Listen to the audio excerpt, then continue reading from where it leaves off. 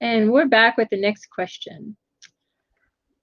Does the term good judgment carry value in the higher dimensions? And is it a judgment on another person when it is used?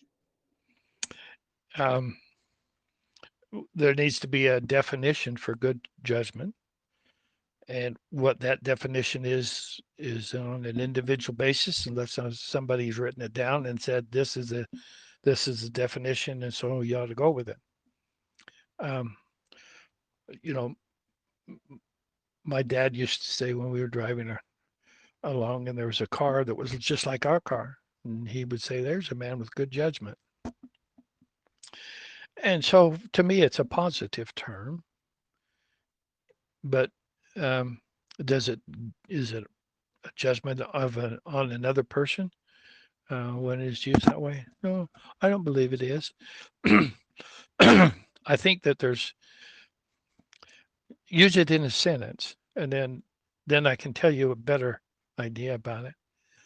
Or what is bad judgment? Well, you did something wrong. Well, you shouldn't have done that. If you knew better, you wouldn't have done that. Uh, well, okay. Well, that's a learning experience. So, see, there's all kinds of things that you can do with that word good judgment or judgment. And one of the worst things that we can do in our lives is judge other people. Why? Because that means that we have found something in us that we don't like in that other person. And so it's just in our natural state to not like that person because we don't like that part of us ourselves. That's why it's don't judge lest you be judged. And so let's just allow that to be true in whatever context you want to put it into.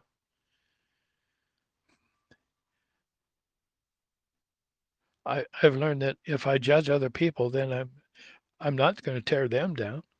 It's tearing me down. It's me that's destroying myself with that kind of judgment. If I put it out there to the other person, it could hurt them as well, but it's not going to hurt them any worse than it hurts me. And so why would I do it? Why we have a tendency to do that. It could be called discernment. If there's a truck running down the road and I'm in the crosswalk, I'll hurry and get out of the way so I don't get hit. He has I have the right of way, but he's a lot bigger than me. So those are the kinds of things you look at and you say, is that judgment or is that discernment or is there another word that we can use? Those are things that you just have to learn to put up with in life because the English language is very difficult to really understand because we always have to come up with definitions so that we can understand what the word means.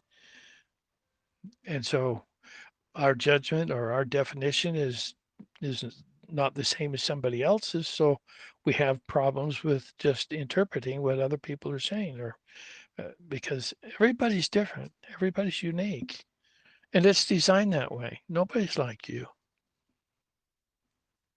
And so when we have definitions of things and we all know that's a good definition, Webster has this definition of this, and so we all accept that as the common denominator or the common definition so that there's not a lot of confusion.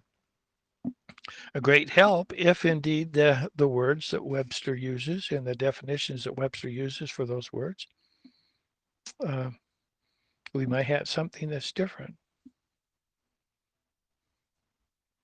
So uh, when you're judging another person, just be very gentle, very careful, because it comes back to you. So let's move on to the next question. Thank you, Ron. I know you've given us that info on judgment so many times, and we hope it resonates with everyone listening. We'll be right back with another question.